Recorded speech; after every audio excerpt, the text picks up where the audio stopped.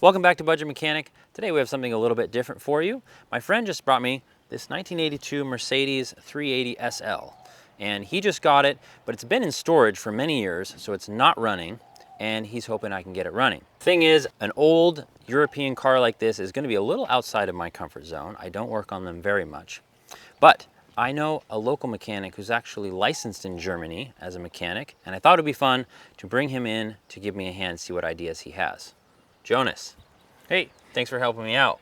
You're very welcome. What's your background? Yeah, I worked most of my life on cars since I've been 15, and I started my education for Mercedes, and the last years I worked for BMW. What can you tell me about this car? Like, it's 82, it was before I was born. Yeah. So I don't know anything about these things. So the model is a R107, and 380 means the engine size. And these are absolutely classic cars. It's black inside outside. That makes the car way more expensive because that's what the cool guys bought. So what's your opinion on like older cars versus the newer modern ones? Oh, I love old cars. These cars are made out of materials other than plastic. Yes. And they're heavy. I mean, even if you slam the door, you can hear they're slamming a door. You know what I mean? You don't mind like the older technology that you have to figure out? Yeah, but it's, for me, an older car is more simple because everything is most of them mechanic and it's understandable. That's why I love it. You don't need a computer? No, you don't need a computer. You don't need a tester or anything. If you were brought this car that wasn't running for many years, what's like going to be your process? Like, I have a budget mechanic way I would do it. The first thing is drain the gas out of the tank because it will cause issues with the injectors. Change the fuel filter. Okay. And I would check the spark plugs, change the oil, and check the filter, the air filter. Air filter, okay. Yeah, so but the first step you do is gas. Yeah. Because bad gas, not only is it going to not fire properly, but it's also going to have contaminants that are going to clog up stuff, right? Yeah. Now, tough question. Yeah. Do you prefer German-made cars or like Ford?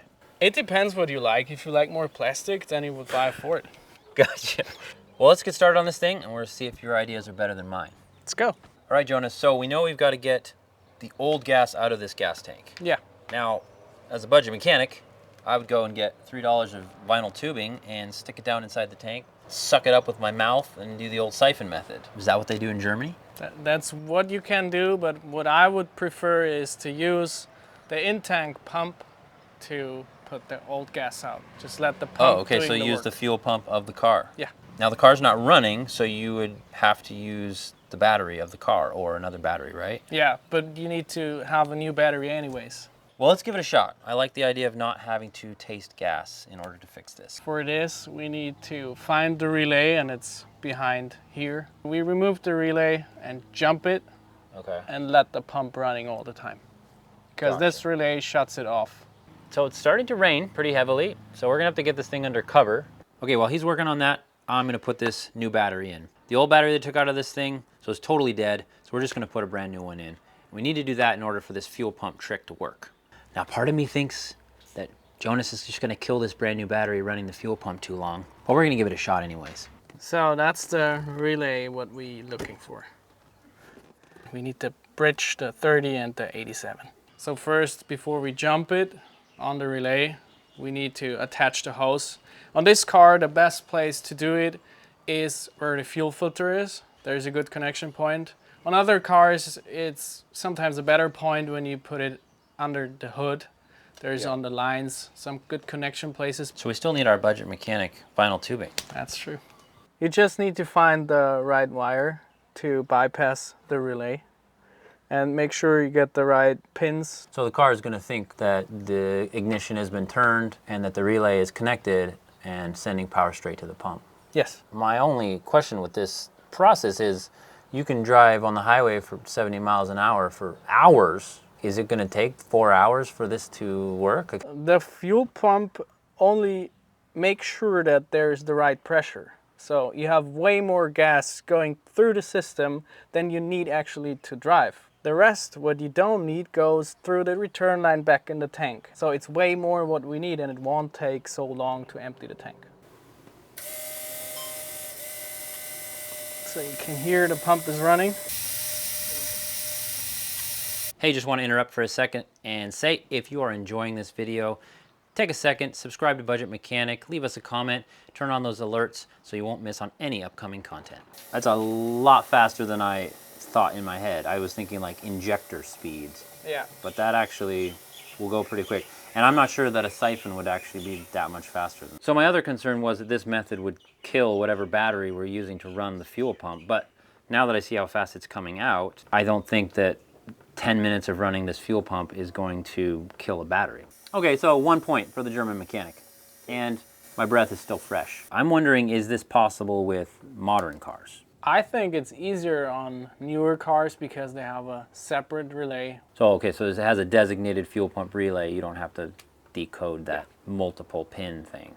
Yeah. You mentioned that this fuel pump is outside the tank, but a lot of newer cars, the fuel pump and filter are in the tank. Yeah. They have How would I do it then? It's always a good connection point to find the filter and connect it through the filter because you need to replace the filter anyways. Good point, good point. Another thing I just thought of, which is great about this system, is on a lot of newer cars, they have an anti-siphon system so that people can't come stick a tube down in your tank and steal your gas. So my siphon method might not actually work on a lot of newer cars, so this would be a good way around that. The last thing what I would do before we start the car, check on the air filter because rats or mouse or whatever, they like to build their houses in there. And when you suck this into your engine, that won't be good for your car. So let's check this first. Let's see. No rats. Yeah, it's dirty. I would really recommend to replace this thing. But right now, there's nothing going to be sucked into the intake. No, That in there that shouldn't be. Yeah, that's fine for now. The next thing what I would do is to check the spark plug. It's enough to check one, just to make sure how was the car running. I wouldn't have checked the spark plug just to see if I could get the car running. Yeah, but then it tells you already that the car have issues. What we probably need to check before we start it.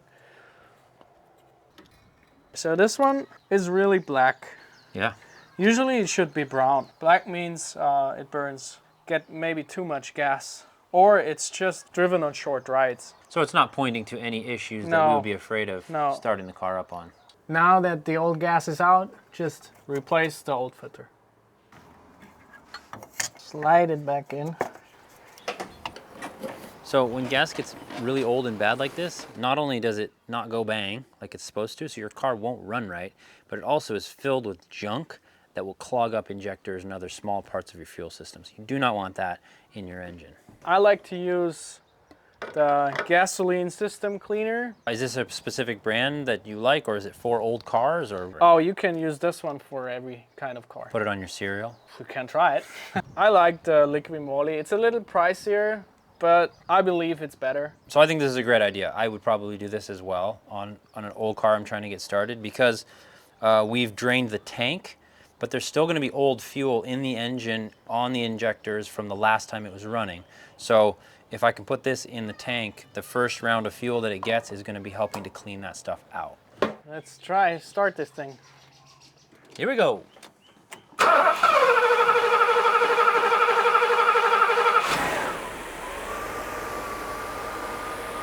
I think it worked. It was not too bad. Yeah, it's good. It's running. Yeah. That's half the battle. Is there anything else you would do now that we know it's running? Check all the fluid levels and change the oil, because you don't know how long the oil was sitting in there. Yeah, I agree. There's a few things that I always recommend doing when you buy a used car, whether it's been sitting or not. We actually just recently made a video on this exact subject. You can check out the link above. But I think for right now, you might need to take this on a test drive. Yeah, let's take it for a spin.